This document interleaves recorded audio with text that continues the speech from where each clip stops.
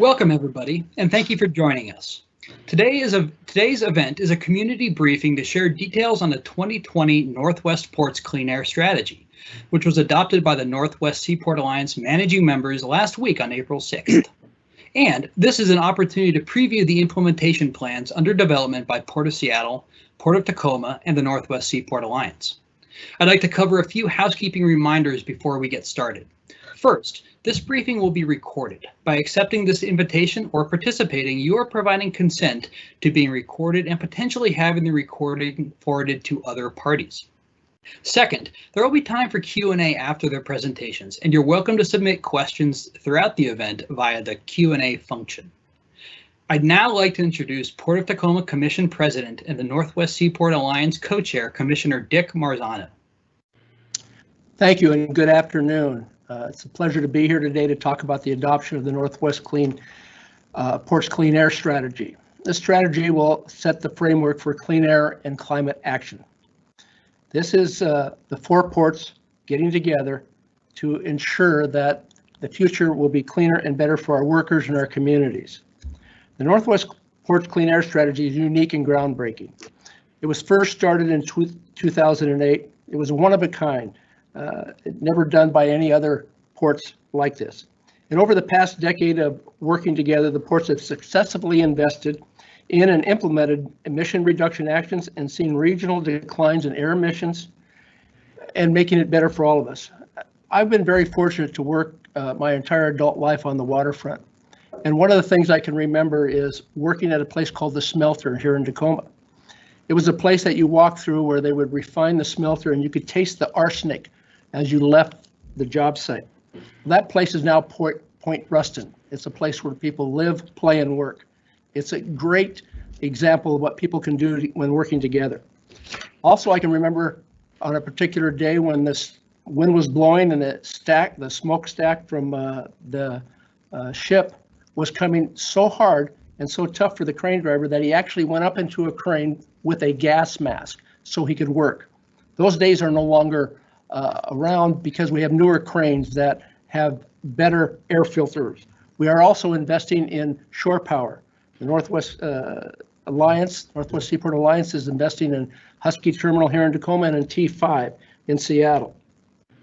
At the Port of Tacoma, we're developing a sustainable building policy for major remodels and new construction of port-owned buildings and transitioning our fleet to plug-in hybrid and electric vehicles by 2030. Preventing the most devastating effects on global warming requires big changes on a global scale, and we all need to do our part. This climate crisis is not going away. But by working together, utilizing the technology, innovative ideas, we can make it work. It is something we need to do and we will do. At this time, I'd now like to turn over to my co-chair for the Northwest Seaport Alliance, Fred Fellerman. Thanks very much, Dick. And I believe I actually even have my microphone on. So this is good. I'm really pleased to be here. And I understand we have like 100 folks who have shown enough interest to join us on this sunny afternoon. So thank you very much. And this effort has been going on since 2018 to update this plan. And this is the third time, and I've been following it prior to my 6-year tenure at the commission. So I'm very fond of the process, and it's iterative. Of course, as an impatient person, it's incremental, so we all want to go faster. But I do believe that we're making significant progress as steps along the way and not just shooting for the 2050 goal. But this is only possible because of the engagement of the community that's involved here. And I really do appreciate you all hanging in. And it's diversity of partners is really what's really helped shape this as a constructive, realistic plan, but one that we can always exceed. And I got to tell you, I am really excited by the fact that we have a very receptive government in the state and federal level. And so we're going to be actively writing grants to these entities and really hope to have many of you on the phone as co-signers or at least letters of support so that we can really show that we're going to meet both the environmental, business, and community needs. And that's really what this is all about. It's, maritime is moving 90% of the world's goods. It is a huge economic sector. There's no stopping this for any good reason. This is an important, critical part of our economy, but at the same time, it has significant impacts on our regional community issues. So it's not a nice to have, it's a must have. And that, being able to maintain the social license to be an economic engine for the region is what we're here to do. And so making sure that both the global, regional, and local considerations are made is what I think this is really good. And this is personal to me. I've been in it for a long time. I'm not just blowing smoke, so to speak. But I do count on all of you to help push us forward and within the context of what is technically feasible. And we're glad to be able to look to LA Long Beach to see what is possible technically, at the same time acknowledging the differences of the economic situation. Their state legislature that has these economic incentives in place that are currently before our legislature, and if we really want to make the progress that they're making in LA, we need to have a clean fuel standard amongst other incentive programs. So if I could close by recognizing the fact that we have some great staff on the call, we have various milestones that we've already met. And I mean, nothing speaks louder than success. So there's clearly the trend lines are in the right direction. And our goal is to grow as a competitive port, but at the same time, reduce our impacts. Now that's a real challenge, and that's going to take aggressive actions. This is the time to get that infrastructure in place so that when the world becomes easier to electrify, we'll have that infrastructure in place. We're making significant investments, both in the North and South Harbor to that end. But one of the things that I'm really excited about in the near term, especially if we get this low carbon fuel standard, is even taking the existing diesel engines that are running and putting cleaner fuels in them will immediately, not phase in, immediately provide air quality relief as well as greenhouse gas emissions. It's not the goal, but it is something that really to keep in mind that with the appropriate state and federal legislation in place, that we can make immediate improvements as we march to the long-term goal. Thank you for hanging in with us during this long process, and the diversity of participation has really made this rewarding. But know it, we're not just cutting the deadline right away. We are going to continue to work with the community and make sure that the implementation plan really works for everybody. Thanks again.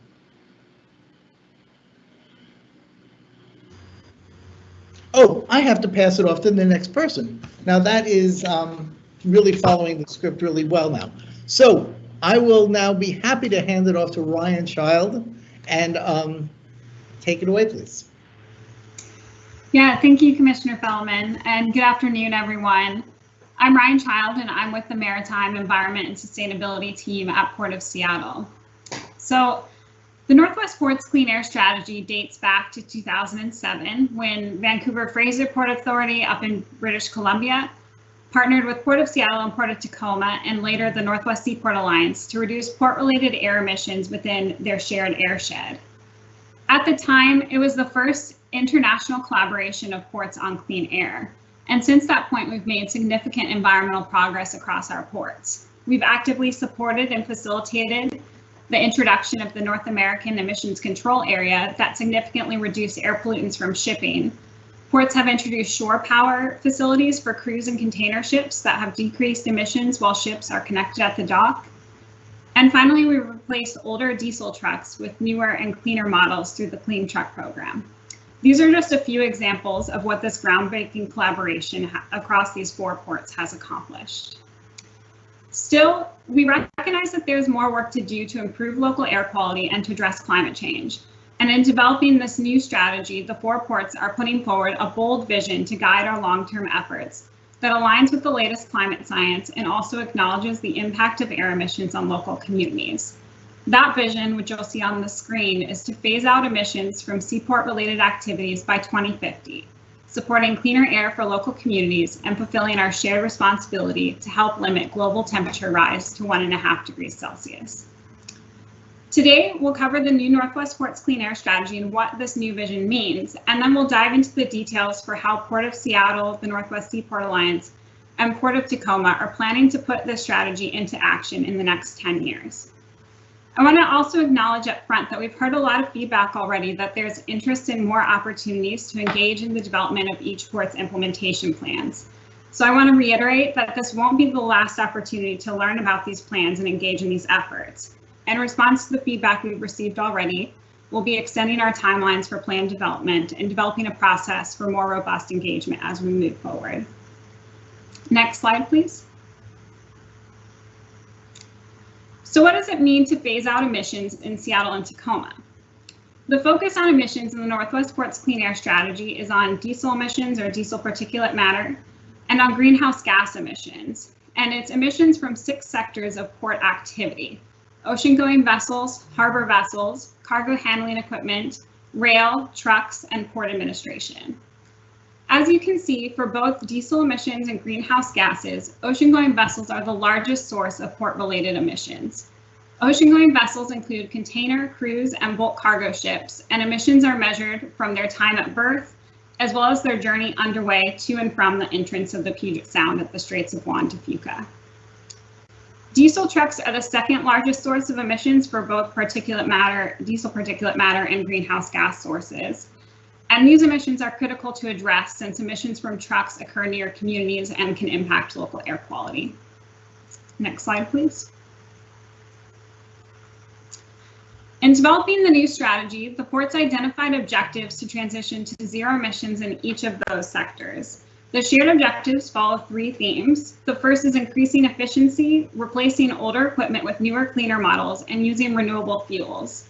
These continuous improvement strategies can reduce air pollutant emissions in the interim as we work towards zero emission technology solutions. The second theme is focused on infrastructure. The ports have committed to addressing infrastructure constraints like electrical capacity needs and fueling requirements within the next 10 years by 2030 that can enable the transition to zero emission equipment. Which leads us to our third theme, which is focused on equipment. The ports have committed to transitioning to zero emission vessels, trucks, and cargo handling equipment and rail before 2050. And it's important to clarify here that 2050 is the floor and not the ceiling. The ports will be working collaboratively with government and industry to accelerate the commercialization of reliable and affordable zero emission technologies for port applications, and will work with industry to demonstrate and invest in these technologies as soon as possible. Next slide. We want to recognize that the development of the 2020 Northwest Ports Clean Air Strategy involved collaboration and compromise across 4 port authorities in 2 different countries, and it was shaped by engagement with community, government, and industry representatives. 25 organizations participated in 3 rounds of engagement with the U.S. ports, and Vancouver conducted local engagement separately. Input from engagement led to significant changes in the strategy along the way. The ports heard broad support for the effort and the vision, but input on timelines often diverged as either we're moving too fast or moving too slowly. Ultimately, the comments received pushed the ports to define the vision to phase out emissions by mid-century in order to align with the latest climate science. I want to thank the many people who spent time over these last 2 years to review and provide input into this effort. We look forward to continuing to work collaboratively with community groups and others in the development of each port's implementation plans. Next slide. Given the scale and ambition of the new strategy and the challenges that lie ahead, the ports cannot achieve this vision alone. Success in the implementation of the strategy and meeting these commitments will require collaborative action beyond the ports, including with government, industry, and others. We will need supportive policy and legislation, expanded grant funding and investments, upgraded infrastructure, accelerated deployment of zero emission technology, and adoption of that new technology by industry, as well as training to accompany it. But we do believe that by acting together, we can advance the strategy, support clean air and climate action, and position our ports for long-term success. Next slide. So each port authority is developing our own plan for what it will mean to implement the Northwest Ports Clean Air Strategy. Here in Seattle and Tacoma, each port has a unique mix of businesses and operations that contribute to emissions. For example, at Port of Seattle, we have cruise ships, commercial fishing vessels, and recreational marinas. The Northwest Seaport Alliance operates all of the container cargo terminals in Seattle and Tacoma, which have cargo ships and drayage trucks. All three of the ports have rail and harbor vessels, and Port of Seattle and Tacoma own buildings and fleet vehicles. Each of these sources can contribute to emissions, and development of these plans is underway to address each port's specific operations and lines of business. As I mentioned before, the ports are going to extend the development timelines of these implementation plans in response to feedback to allow for additional opportunities for engagement. We'll keep everyone informed as the process emerges, and please send me an email if you'd like to be added to our communication list. My email is the one listed on the slide here, and we'll also show it at the end of this presentation. I'll now turn to discussing the draft actions that each port has proposed, starting first with a look at Port of Seattle. Next slide. So for Port of Seattle, our implementation plan is called Charting the Course to Zero, Port of Seattle's Maritime Climate and Air Action Plan. It identifies the near-term steps that we need to take in the next 10 years to do our part to achieve the strategy's zero-emission maritime vision by mid-century. The plan has 3, 5, and 10-year goals, and it identifies specific actions and performance measures to track our progress. We recently released a draft of this plan for public comment, and based on feedback, we're extending our timeline for development. So the actions that we'll share today may evolve, and there will be more opportunities to engage. I'll highlight briefly what's in the plan. We can go to the next slide. Starting holistically, our plan identifies cross-sector actions that support the transition to zero emissions across multiple sectors. A great example of a cross-sector effort is our Seattle Waterfront Clean Energy Strategic Plan, which is already underway in partnership with the Northwest Seaport Alliance, Seattle City Light, and others. It will identify technologies, fuels, infrastructure, and policy needed to decarbonize Seattle's working waterfront. Another cross-sector effort is focused on lease terms. As a landlord, the port can integrate sustainable best practices and requirements into lease terms to achieve the goals of the Northwest Ports Clean Air Strategy. The port is also committed to ongoing engagement with near-port communities to help us define projects and priorities throughout implementation of our action plan. And we also recognize the integral role of policy change and commit to advocating for supportive legislation that can help us meet our goals, like a clean fuel standard in Washington. Next slide. On the water side, we are already the largest cruise port on the West Coast, but we also want to be the greenest port. Our implementation plan calls for new shore power at our third cruise terminal by 2023, which will make all of our cruise berths electric, and it will almost entirely eliminate climate and air emissions from the ships that plug in at the dock. We have also set a goal for all of our home port cruise ships to come to Seattle equipped with a shore power connection and to plug in while they're here. The cruise lines are already doing a great job of connecting, and we're committed to continuing to work together to reach a 100% connection rate by 2030. Next slide. On the land slide, which includes cargo handling equipment, trucks and buses that support cruise and fishing, and on-terminal rail, again, the focus is research and demonstration, and also on engagement and advocacy. A lot of this engagement will occur as part of the Seattle Waterfront Clean Energy Strategic Planning effort, as we work with our tenants and partners to understand energy and equipment needs and how the port can remove barriers to zero emission operation. Advocacy at the state and federal level is needed for sectors like railroads, where the ports have less regional control over those sources. Next slide. Within our own administration, the port operates 400 maritime vehicles and 80 commercial, industrial, and recreational properties like Shilshole Bay Marina, Fisherman's Terminal, and waterfront parks along the Duwamish River. We are committed to eliminating fossil natural gas in our buildings, using LED lights, and transitioning our vehicles to electric or renewable fuels by 2030. Finally, our action plan also addresses reducing commute trips, emissions from solid waste disposal, and the carbon sequestration potential of blue carbon and habitat restoration projects on port properties. I'll now turn to Graham Vander Sheldon, who's the Environmental Project Manager at the Northwest Seaport Alliance, to present the proposed actions of the Alliance and Port of Tacoma. Great, thanks a lot, Ryan. I want to start off by providing a little bit more introduction for the Northwest Seaport Alliance for any of you who are not familiar with us. The Northwest Seaport Alliance is what we call a marine cargo operating partnership with the ports of Tacoma and Seattle, which means that we manage the cargo terminals in both Tacoma and Seattle harbors on behalf of both ports, including the container, break bulk, auto, military, and roll-on, roll-off cargo businesses. This partnership between the ports was formed 5 years ago to maximize the competitiveness of our region's ports in the global marketplace. Since I happen to serve the environmental team on both the Northwest Seaport Alliance and Port of Tacoma side, I'll be summarizing our current thinking on the priority actions within both the NWSA and Port of Tacoma implementation plans, which will lay out our action plans for the next 5 years under the Northwest Ports Clean Air Strategy. It's important to note that these plans are still in development, and we expect that they will evolve between now and their completion based on further input from communities, industry, and government partners. Next slide, please.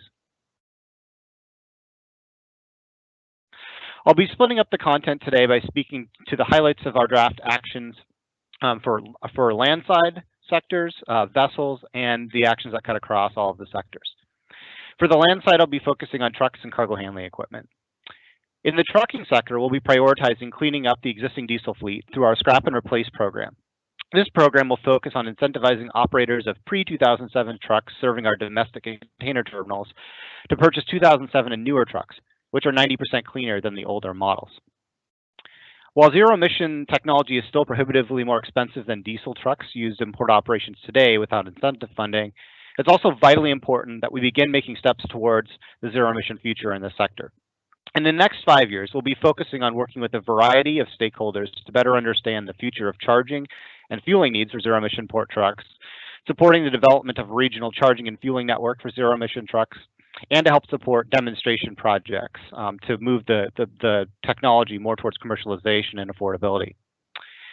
In the cargo handling equipment sector, we plan to continue to clean up the existing fleet by implementing lease requirements as our terminal leases are renewed for equipment replaced to meet the cleanest diesel standards currently in effect today, which are the Tier 4 standards. As zero-emission cargo handling equipment technology develops, we're finding increased interest and opportunity to demonstrate zero-emission equipment in our harbors. For example, we have a really exciting partnership in place with Rail Management Services and Tacoma Power on a project partially funded through EPA's Diesel Emission Reduction Act, or DERA program, to bring 6 electric terminal tractors to our south intermodal yard in Tacoma this year. It's also important to note that so-called near-zero emission technologies can be a cost-effective way to reduce emissions as we wait for zero-emission technologies to be developed and affordable. For example, retrofitting hybrid technology into rubber tire gantry cranes can reduce fuel consumption up to 85%. We're really looking forward to partnering with our operators in the coming years on more projects to implement zero and near zero emissions technology in our gateway. And finally, a really important additional point on the landside technologies is that we plan to really take a hard look at the use of renewable fuels, both in trucks and cargo handling equipment, as they become more broadly available and affordable. And I think Commissioner Fellman spoke to that at length in his comments at the beginning. Next slide, please. On the vessel side, we'll be working really hard to get shore power installed at our newest terminal facilities in each harbor over the next 3 years.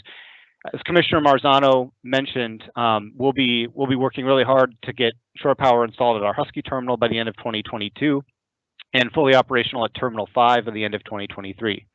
We'll also be working on the design of a shore power system at Terminal 18 and looking for funding to make that project a reality. In addition to building the infrastructure, we'll also be working really hard to ensure that the complicated operational arrangements are in place to get ships plugged in when they arrive. And we have to do this in close collaboration with the shipping lines, our terminal operators, and the utilities.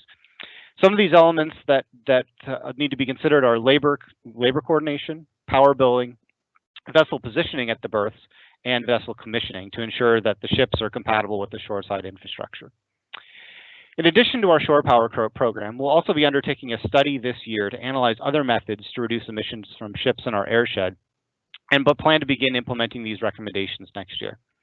And finally, we're continuing to engage key international organizations and policymaking bodies, such as the International Association of Ports and Harbors and the International Maritime Association, on efforts to advance decarbonization of global shipping.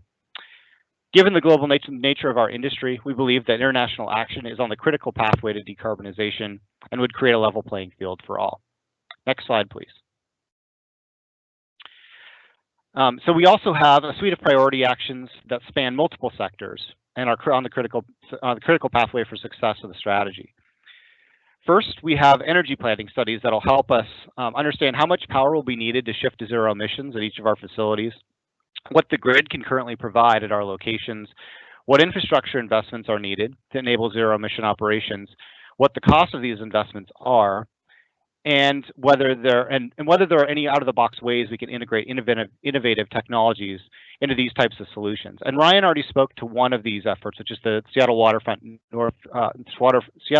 Clean Energy Strategic Plan that'll be going on in the Seattle Harbor that we're supporting with Port of Seattle's leadership. And then we'll also be leading a study in the Tacoma Harbor that we're calling our South Harbor Electrification Roadmap to take a similar look down south. It's also vitally important to us that our efforts do our part to address environmental health disparities in our near-port communities. And to that end, we look forward to continuing to build partnerships within near-port communities to better understand and reduce the impacts that they experience. Partnerships with industry and government will also be critical to the success of this work, and we look forward to continuing building on those partnerships. And finally, another critical piece of this work for us will be to closely track the development and commercialization and cost of zero-emission technology to inform our strategy and implementation. Things are moving so fast in this space that it is essential that we analyze this regularly and stay on top of industry trends.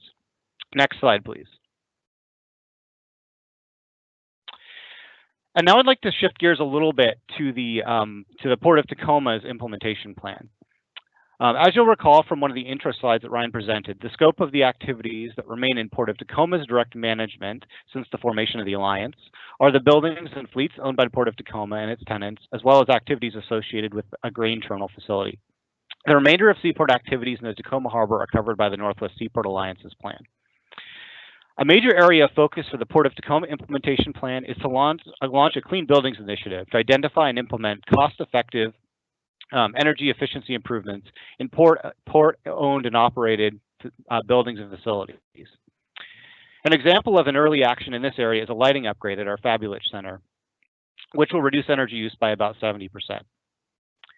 Building on this program, we will also develop a sustainable building policy for major remodels and new construction that looks to implement practical sustainable building measures.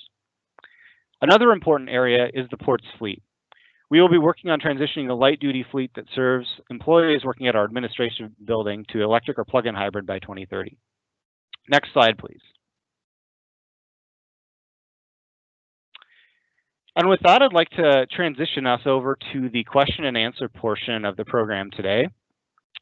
If you haven't already, please enter any questions you might have in the chat question and answer function down at the bottom of your screen. And then I'd also like to point out that to stay involved and informed as the ports develop their implementation plans, you can join our Northwest Ports Clean Air Strategy mailing list by emailing Ryan Child at Port of Seattle at the email address here on your screen. In addition, each port has several newsletters which you can subscribe to on the port's websites.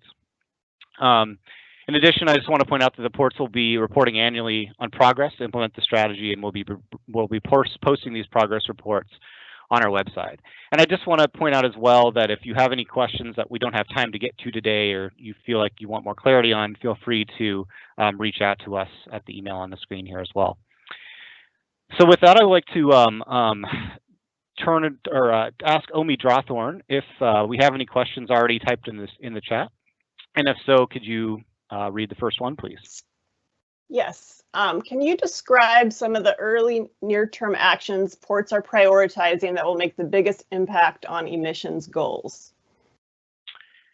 Thanks, Omi. So I think I'll take a first crack at this question and then pass it over to my colleagues at Port of Seattle.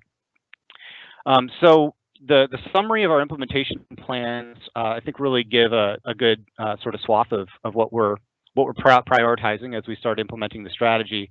I would say on the Alliance side, over the next 5 years, shore power is a really big priority of ours. We recognize it's a great solution for greatly reducing both greenhouse gas and air pollutant emissions from vessels while they're at berth. Additionally, continuing to remove pre-2007 trucks from the drayage truck fleet serving the port is additionally really important because of how much cleaner the newer trucks are, how much less air pollution they emit. And then finally, continuing to really strongly pursue opportunities to implement zero emission and near zero emission cargo handling equipment in our gateway.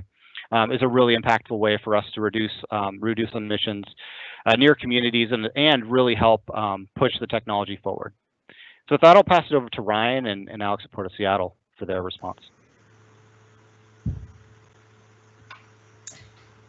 Yeah, thanks, Graham. So near-term actions for us at Port of Seattle, similar to the Seaport Alliance, our focus is on shore power for cruise. So we are working on putting in shore power at the Bell Street Cruise Terminal at Pier 66 and are aiming to complete that project by 2023. And with that project, all of our cruise berths will have shore power installed. Another really key near-term action is the Seattle Waterfront Clean Energy Strategic Plan that I mentioned. So that plan's pretty critical because we need to know, where we need to add additional electrical infrastructure and what the fueling requirements are needed along the waterfront that can really enable the transition to zero emissions. So the first step is really conducting that study, identifying where the needs are, and then working on putting that infrastructure in place. So that plan has started, and we're actively working with City Light on that, and should be complete, I believe, by the end of 2022. Thanks, Ryan. And you reminded me of a really important early action on the Seaport Alliance's side, which is our South Harbor electrification roadmap, which is really critical on the critical path to us electrifying our port terminals in Tacoma Harbor for all the reasons that Ryan indicated on the Seattle Waterfront Clean Energy Strategic Plan. I think, Omi, we're ready for the next question. So if you could read out the next question in the chat, please. Thank you. Sure, sounds good. So what are the benefits of collaboration, and how will the 4 ports work together to successfully carry out the strategy? Thanks, Omi. I think I'll give Ryan for the first shot at this one, and I'll bring up the rear. Yeah, there are a lot of benefits to the 4 ports collaborating together. The first is really that we share an airshed. So on one of the introductory slides, there was a map of the Puget Sound, Georgia Basin airshed, which extends across Puget Sound and up to Vancouver. So actions that reduce emissions at any of the 4 ports can address air quality across the airshed. Another key reason is that just with the ports working together, we create both a stronger market signal as well as a stronger voice. So if we are calling for zero emission equipment and infrastructure, that really puts a signal out for the market to be working on that type of equipment and demonstrating it for port applications. And then we can also have the stronger voice when we go to international organizations and are advocating for things like more efficient vessels and zero emission ocean going vessels. We just have a stronger voice by working together. Thanks, Ryan. I would add one additional point, which is, and this kind of harkens back to the original formation of the strategy as well, is that the ports, the ports in Canada, as well as the ports in Washington, are in fierce competition with each other. So that cross-border competition really creates negative pressures on our ability to take sort of voluntary environmental action. But by working together, we can really eliminate those sort of negative pressures that are caused by competition and create a common framework by which we all sort of put the environmental performance above these competitive pressures. So with that, Omi, I'll ask you to read the next question, please. Sure. Cruise ships emit greenhouse gases on their entire round-trip voyages from Seattle to Alaska. Shore power will eliminate less than 1% of these emissions. How do you plan to eliminate greenhouse gas emissions when the ships are not at berth using shore power? Thanks, Omi. And I think this is a question for our Port of Seattle colleagues. Yeah, I can take this one. Yeah, it's a good point that, cruise ships are journeying outside of the Puget Sound. And so putting those into context, shore power is only one part of addressing those emissions. Shore power is a way where the port does have control to put in that infrastructure, and we can work with the cruise ships on using it, and it can reduce emissions that are happening closer to communities. So it's still a really important strategy. In terms of how we plan to eliminate emissions for when ships are not at berth, There's a few ways we are working on an environmental strategy to work with the cruise lines that will work on reducing air emissions as well as other media. So we're working on reducing air emissions as well as improving water quality and noise and human health as well from cruise impacts. We're also looking at some other actions as well, like evaluating the emissions impact of slow steaming through the Quiet Sound program. And then a lot of it is going to take place through working through these international organizations like the IMO on how we can get more efficient vessels and working with the cruise lines to make sure that their most efficient vessels are coming to Seattle for those journeys from Seattle to Alaska. Thanks, Ryan. Omi, can you read the next question? Yes. During Ryan's presentation, she mentioned that for the past 2 years, there was community engagement to inform the clean air strategy. I believe there was a mention of 25 organizations that participated and BC did their own engagement. Where can we find a list of those organizations that were involved and how many of them were based in Pierce County? Thanks, Ryan. Do you want to take a crack at the first part? I can actually. I guess I'll start and say that.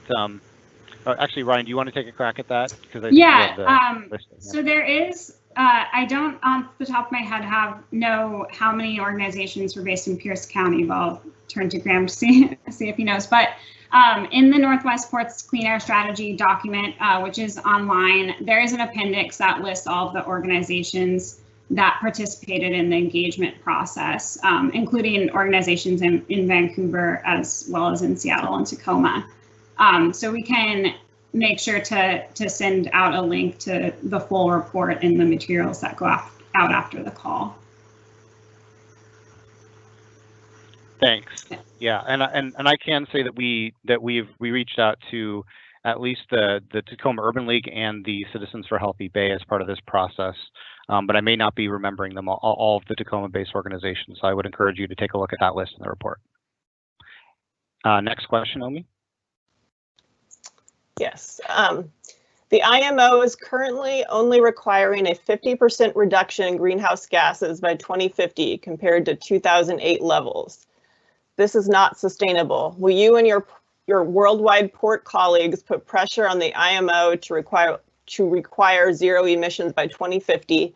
If not, how do you expect to achieve zero emissions in maritime? Yeah, that's a great question. And I guess the short answer is that our intent is to put that pressure on in the best way we can that fits with our our business to push the International Maritime Organization and other stakeholders on the global level to accelerate the timeline for achieving zero emissions. Brian in Port of Seattle, do you have anything to add there? No, I think you said it pretty well, Graham, that, yeah, working with those organizations on how we can achieve our goals is an important part of the strategy. And we're committed to demonstrating a zero emission ocean going vessel and working with the IMO on how we can do that, as well as other government and academic organizations as well. Thanks. All right, Omi, can we move to the next question? Sure. Since the NWSA doesn't really have a plan yet for 87% of maritime greenhouse gas emissions, why aren't you all going full throttle for electrification of the sectors you can control, i.e. land side? 10 to 30 years is way too long. Thanks. So I will offer a minor correction to that comment. We are in the process currently of developing our implementation plans, and we've begun the process of doing some stakeholder outreach on those. So we are actually developing that plan currently. I think it's also important to note that we see 2050 as the floor for our ambition, and we'll be looking at ways to accelerate our progress as much as we can. Frankly, this zero emission space right now is moving so fast.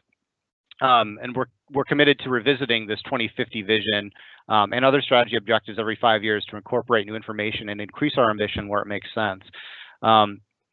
In addition, it's also really important to point out that throughout the process of the 2020 Northwest Ports Clean Air Strategy update, we did receive a very wide range of perspectives on what timelines were appropriate and practical and feasible. And we believe that the 2050 date represents the middle ground of these perspectives. And in addition, there's a tremendous amount of uncertainty right now around when the technology will be fully demonstrated for port applications across all of the sectors, when charging and hydrogen fueling infrastructure will be available, and when that technology will be affordable. In addition, we believe that significant new funding pathways are needed to support the installation of the infrastructure required here for zero emission technologies, and that substantial funding is needed in the near term to offset the incremental costs of the zero emission technology.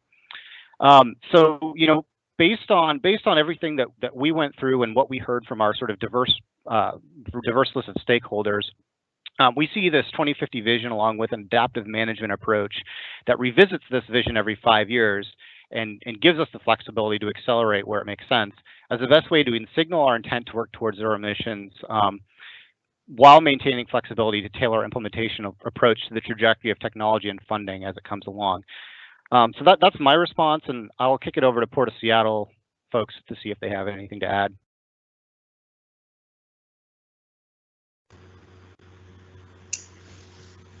Yeah, I think you summarized it pretty well. One thing to note is just that the strategy, electrification is a big component, but the strategy sort of remains technology neutral to have that flexibility and to work with industry on just what pathways are needed to reach zero emissions. So it's going to be a process, and it's going to require accelerated effort on a lot of different fronts. So we're going to be taking action well before 2050, but it is sort of a process to get there. Thanks. All right, Omi, can we take on the next question? Yes. How will the strategy take into account new policies or regulations in Washington? Thanks, Omi. I'll start off and pass it to Ryan. So obviously, new policies are going to be really important to our success, both to sort of motivate this transition to zero emissions, but more importantly, to fund it, right? And so I think that we'll be both looking to advocate for policies that will help, advance technology as well as helping us to fund infrastructure as we move forward. And, we'll be tracking closely those policies as they develop to make sure that we're incorporating them into our strategy and our implementation plans through our adaptive management approaches. Ryan, do you have anything to add? Yeah, no, I think that's a great point, Graham. And as Commissioner Fellman mentioned at the beginning, a low carbon fuel standard is really important and critical to the success of our strategy and achieving a lot of our goals here. And as I mentioned, when talking about the clean air strategy, we're sort of focused on these three themes, and we're looking at trying to get to zero emission ahead of 2050. But we're also looking at how can we continually reduce air emissions and greenhouse gas emissions along the way, especially where we don't have those zero emission technology solutions right now. So having a low carbon fuel standard in Washington, for example, which can increase access to renewable fuels and increase the price parity of those fuels with like conventional diesel. That's one way that we can really sort of in that interim take advantage of new policies within Washington and be able to use things like renewable fuels along the way. And then, yeah, as Graham mentioned, really being able to generate funding for the strategy and for this transition is really important. And there's a lot of opportunity with policies there and like credit generation of a low carbon fuel standard. So that's another area that we're really focused on is how we can have supportive policies and also have funding coming in to support the strategy as well. Thanks, Ryan. Omi, can you read the next question, please? Yes. Why was Vancouver not included in this presentation? Sure, I think I can take that one. And really the answer to that is that we were really wanting to put the focus on the U.S. ports implementation plans here, and really wanting to zoom in on the issues that are important directly to our communities and our plans. So that's my response. Ryan, do you have a further thought on that? Yeah, we really wanted to have it as more of a community briefing, and community sort of focused on our local area, Seattle and Tacoma. So since the audiences are a bit different between Washington and Vancouver, that was why just Port of Seattle, Port of Tacoma, and the Seaport Alliance wanted to convene this briefing. Thanks. All right, Omi, next question, please. Yes. How is expanding the cruise industry and supporting air travel congruent with the desire for a greener Salish Sea? Climate, marine pollution, vessel noise, trash dumping, this all has an impact on community health and marine life. I think that's a question for Port of Seattle. Yeah, I can take that one.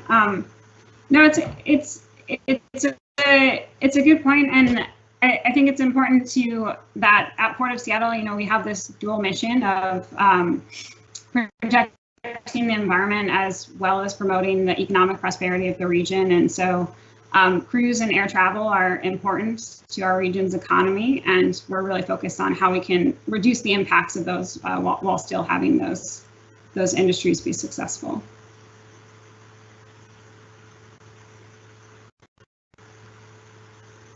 Thanks, Ryan. Omi, can you read the next question? Yes. In the report, does it outline policy approaches that are needed to move forward? The implementation? You mentioned that funding and investment is needed. How do you anticipate getting those dollars? Yeah, that's a great question. And on the Seaport Alliance side, we are, in our implementation plan, we will be working on a sort of a legislative agenda, or at least a process by which we'll develop that, that really calls out the types of policies that we'd want to support in order to move forward the efforts under the Northwest Ports Clean Air Strategy, and where might be the best opportunities to get funding for this sort of work. And I'm not sure, Ryan, if you guys have something similar at Port of Seattle, but want to pass it your way for that side. Yeah, on the question of how we anticipate getting those dollars for funding, right now we're actively applying for any grant funding that's available. For example, to support shore power at Pier 66, getting grant funding for that project.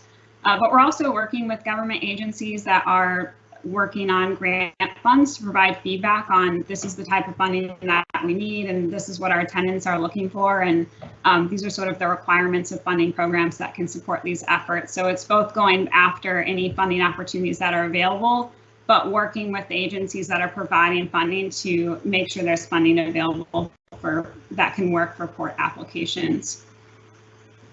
Yeah, that's a great point, Ryan. And I forgot to mention that that we at the Seaport Alliance and Port of Tacoma are also, we aggressively pursue grant funding. For example, the shore power projects that we have in the works now, we've gotten some grant funding to help support those, as well as the electric yard truck project that I mentioned earlier. So yeah, aggressively applying for grants is really important. And then I think another important point that Ryan brought up was the need to really build these partnerships with our tenants and our business partners to make sure that we're identifying the opportunities to sort of accelerate this transition where we can. Omi, next question. Can you describe any community advisory committees you have formed or worked with in the development of the strategy? Yeah, I think this is a great one for Port of Seattle to take.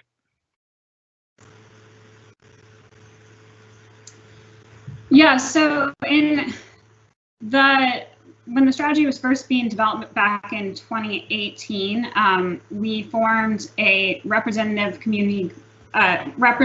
group of different organizations that would engage in our engagement process to work on the strategy. So that included some non-governmental organizations, community-based organizations, government agencies and regulatory agencies, and then industry associations and industry groups. So it was more of a representative process as opposed to one that was open to the public. And then what we did was we held these series of three workshops over that 2-year development period, where the first one really focused on defining the vision of the strategy, and then working on how to refine the different commitments and objectives within each sector. And then we went back to that group to share a draft of the strategy to get feedback on that as well. So that was the process that we formed for the clean air strategy. And Graham, you're probably, it predates when I joined the port, so if I kind of missed anything there on how it formed, if you have anything to add about that. No, I think that was a great summary of our stakeholder engagement process. Thanks. I can, this is Alex Adams. I can just add one more point there. So as part of that representative approach for getting community perspectives on the clean air strategy, we did seek representation from the Duwamish River Cleanup Coalition, from Front and Centered, as well as the port's own community action team called the PCAT, and a number of nonprofit organizations such as Climate Solutions and Citizens for a Healthy Bay in Tacoma, as well as I believe the Environmental Defense Fund. Thanks, Alex. Thanks, Alex. Yeah. All right. So, sure. I just want to make sure that if there are folks who are on the phone, on the call, who feel that they need to, if they weren't included in those processes, I know that we did a good outreach, and the categories that you just mentioned are important inclusions.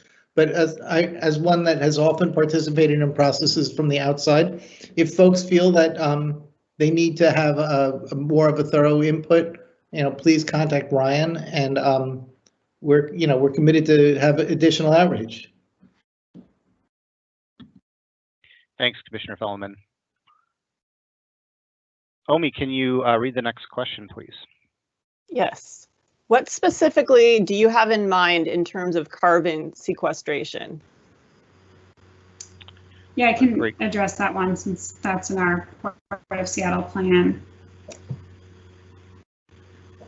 So yeah, so at the Port of Seattle, we have a lot of waterfront parks and shoreline property, and so we also have a pretty robust habitat restoration program.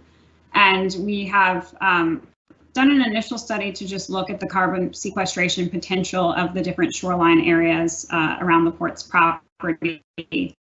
And then we're also doing a study right now that's looking at blue carbon, and it's a pilot study happening out in Smith Cove, which is out by Terminal 91, kind of near Magnolia and Queen Anne. But that's looking at how different marine plants can absorb carbon from the atmosphere, and sort of studying what's the carbon sequestration potential of different kelps and seagrass, and seeing if that's effective. So right now our plan doesn't actually estimate like how much carbon we could potentially sequester from our habitat restoration programs or from our blue carbon programs, but we're actively studying it and hope to, at a certain point, really bring that into our climate programs as a more comprehensive look at climate action. Thanks, Ryan. Omi, can you read the next question? So we actually don't have any more questions. You can hang out for a few more minutes, or there's a last call for any additional questions. Thank you. Yeah, so I would invite anybody that has any last minute questions to enter them in the chat. We'll hang on the line for a minute or two in case there are any additional questions. So I have one additional. For ports, what would be a game changer that could accelerate implementation? Yeah, that's a great question. Of course, I think there's a few axes few axes that we're working on, where our challenges lie, and I think those are with the sort of the development of the technology itself, the development of the infrastructure networks required to deliver that technology or to enable that technology, and then the funding to kind of make it all happen. So I think that there could be game changers in any of those areas. I think on the international level, you know, the existence of a zero emission ship that is sort of cost competitive with traditionally fueled ships would be a huge game changer and really, you know, push us in the direction of being able to, you know, get that technology implemented sooner rather than later.